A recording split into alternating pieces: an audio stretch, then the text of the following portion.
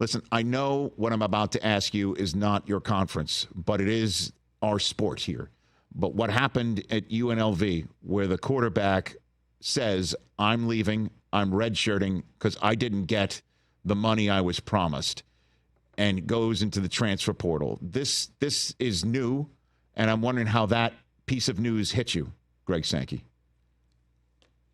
It is another indication, without commenting on that circumstance, because I think there are media reports and then there's what actually happened. And yes, I don't know the details.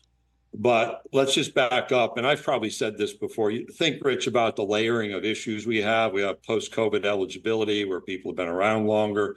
We have litigation. We have waivers. We have state attorney generals, state legislators, governors with different executive orders or laws or lawsuits. We have a 4-game transfer policy, like our 4-game redshirt policy that was adopted, I think, right before COVID. You can play 4 games, not use your year. That creates another one of these kind of points of, should I go forward with my commitment or should I step aside? You've seen that over time. It clearly is complicated by these reports around finances. And what we are working on, like every hour of every day, is can we settle the lawsuits that provide a framework for how college sports moves forward? That's in the hands of the court. We'll prepare for that opportunity. If that's not successful, we'll have to have probably plans B, C, and D.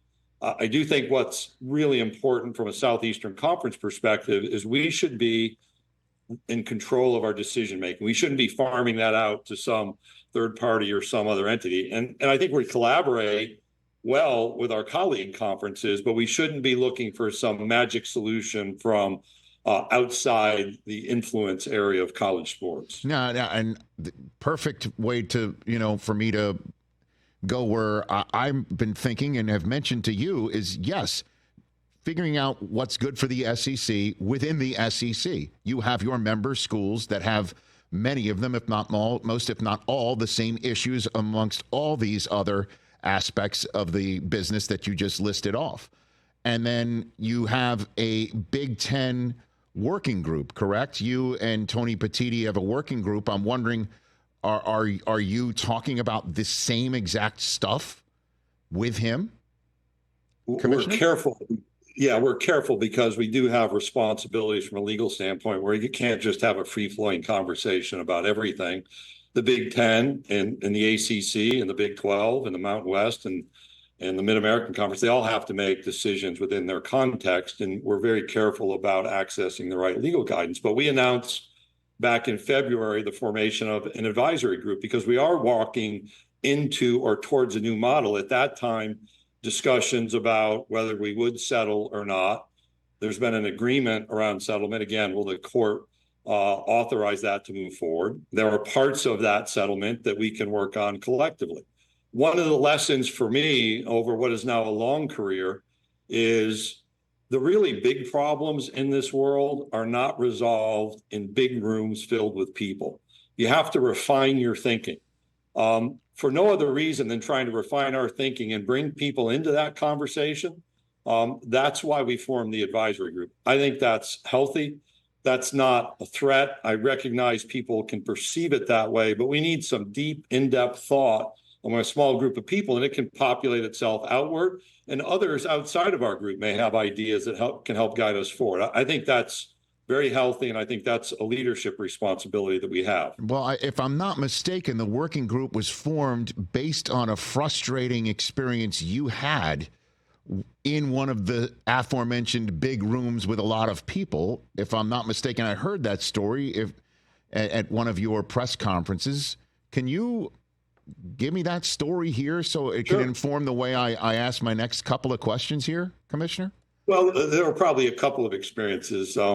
You can probably go on social media and find out there are those who don't think I'm the smartest guy out there. So sometimes it takes repetition for me to learn, right? Let's just acknowledge that. But, one of the moments was I was a co-chair of the Transformation Committee, had a really effective leader in Julie Cromer, who was the athletics director at Ohio University. And a few months in, the kind of the NCAA way of populating committees is everybody has an opinion, everybody has a chance. And it was a smaller group, but I kind of came to the point where you're only going to get so much out of these working groups. At some point, similarly situated entities are going to have discussions and provide leadership for the future. That was one of those circumstances. Fast forward to maybe June of that experience. So we're about 6 months in.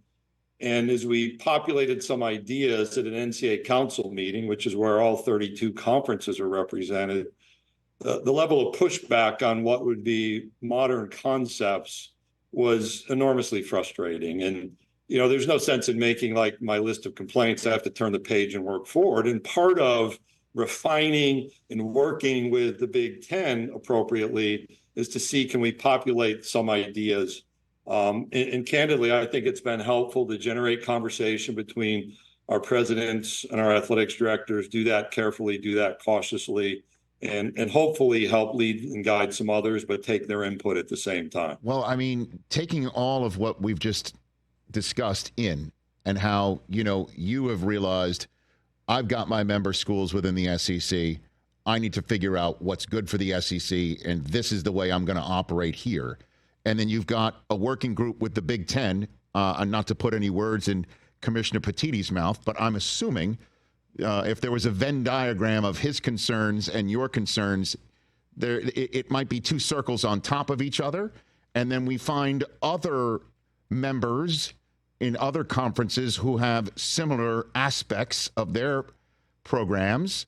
And now suddenly, instead of you just figuring it out within the SEC, you've got like-minded individuals in a smaller room to figure this thing out.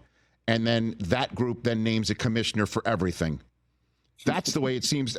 Honestly, like that seems to be the answer, because the federal government doesn't seem to be attuned to fix this issue right now. And I know there's a court case and everything, but why is that not a reasonable level of expectation for the future? Let's go back to we first met at a Super Bowl. Yes, you sir. May recall. I do. I may recall not that. have made an impression on you, but you made an impression on me as well. That was pre-COVID, right? That was like ancient history. It was in Atlanta, and you were pointing out all the great SEC players that are on the field, and I pointed out the name of the quarterback of the Patriots and what conference he attended, and I remember this conversation, sir. I verify the conversation email. Danny DeVito was in there. Woody Harrelson put down the list. It was an interesting experience. Nonetheless, at some point you asked me a question about like a commissioner over it all. Let's fast forward to COVID.